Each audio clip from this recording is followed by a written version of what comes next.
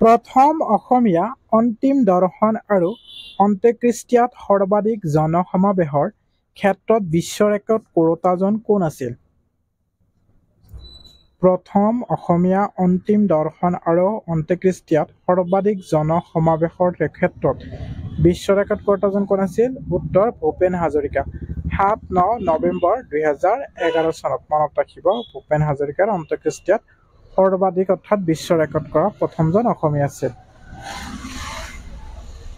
প্ৰথম অসমীয়া অৰ্জুন বঁটা বিজয়ী কোন আছিল?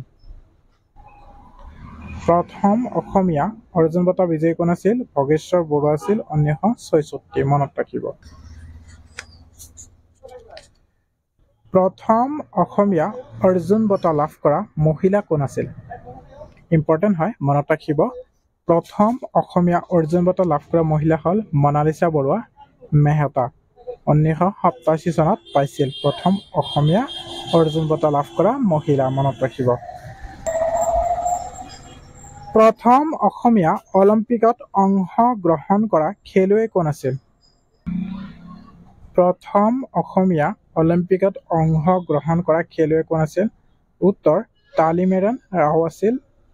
লণ্ডন অলিম্পিকত ১৯৪৮ চনত কি কৰিছিল? প্ৰথম অসমীয়া অলিম্পিকত অংশগ্ৰহণ খেলুৱৈ আছিল, মনত ৰাখিব, ইম্পৰ্টেণ্ট হয়।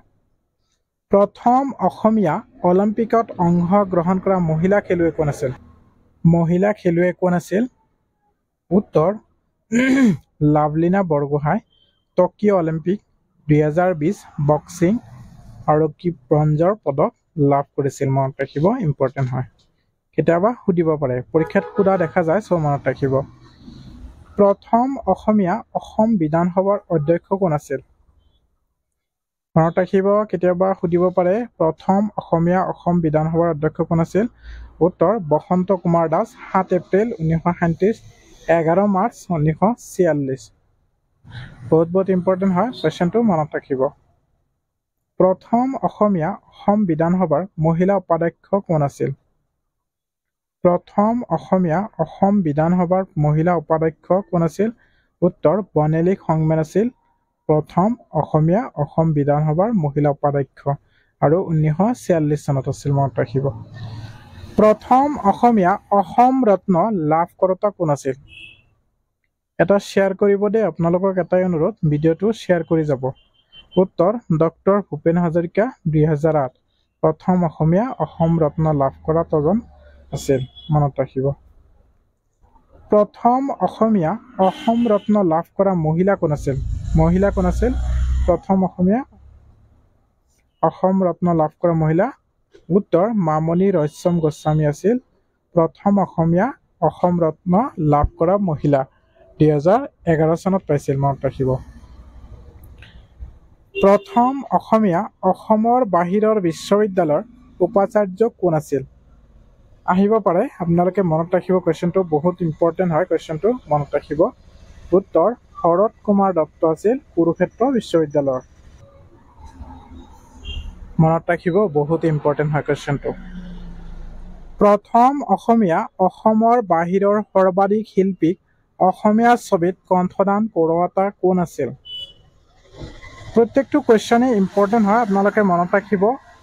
প্ৰথম অসমীয়া অসমৰ বাহিৰৰ সৰ্বাধিক শিল্পীক অসমীয়া ছবিত কণ্ঠদান কৰোঁতাজন কোন আছিল? উত্তৰ ভূপেন হাজৰিকা আছিল, মনত ৰাখিব, ভূপেন হাজৰিকা আছিল।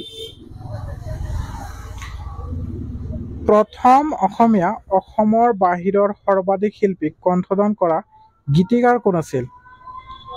প্ৰথম অসমীয়া অসমৰ বাহিৰৰ সৰ্বাধিক শিল্পীক কণ্ঠদান কৰা গীতিকাৰ কোন আছিল?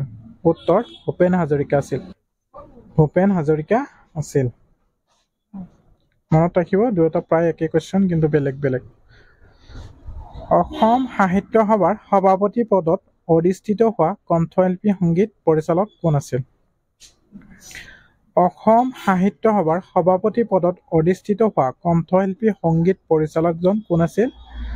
উত্তৰ ডক্টৰ ভূপেন হাজৰিকা আছিল, মনত ৰাখিব। অসম সাহিত্য সভাৰ সভাপতি পদত অধিষ্ঠিত হোৱা কণ্ঠশিল্পী সংগীত পৰিচালক।